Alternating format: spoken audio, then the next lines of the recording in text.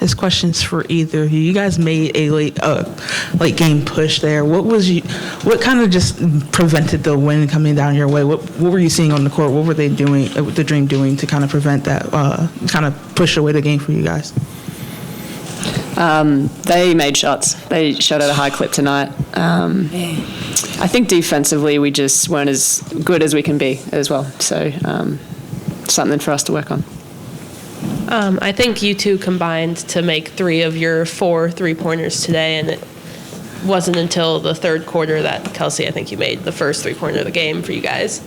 Kind of what happened, do you think, there? Like, what went wrong with the 3-point line? I just think that sometimes the ball just doesn't go in. I think that's the beauty in sport. There's a 50% chance it's going to be right, and there's a possibility that it just goes wrong.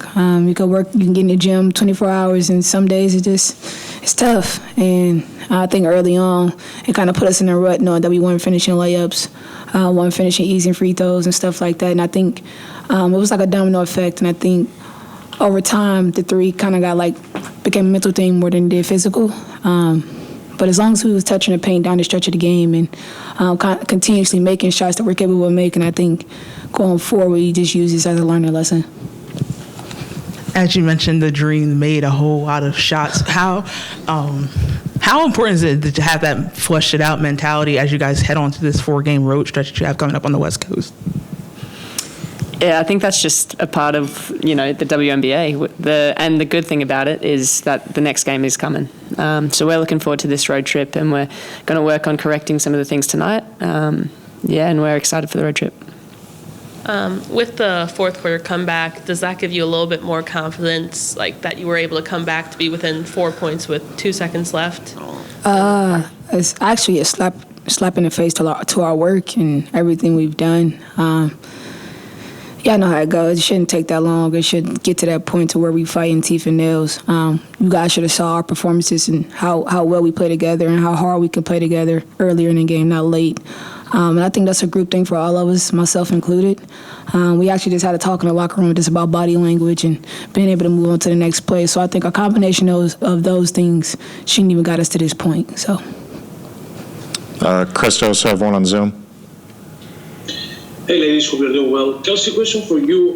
Despite the outcome of today's game, the way that you fight until the end, what does it show about the development of this group from your perspective? Man, we got a will to win. We can compete with anybody, any team in this league.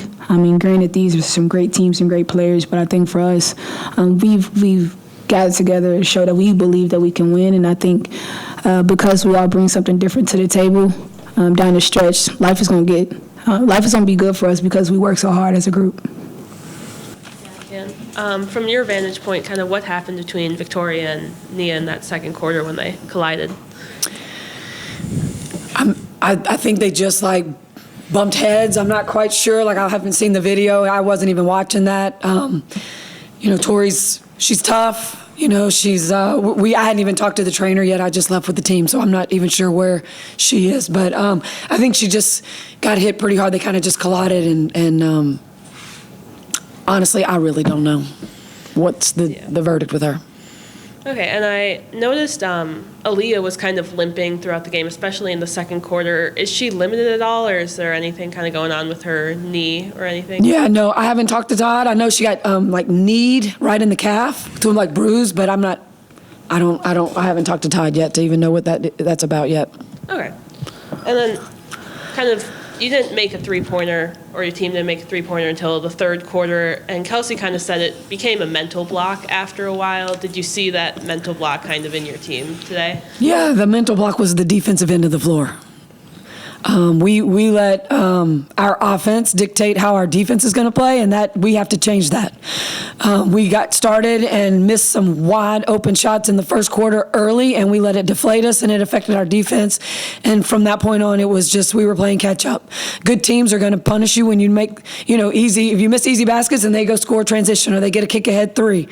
But we can never let our offense dictate how we're going to play defensively, and that's what we did tonight.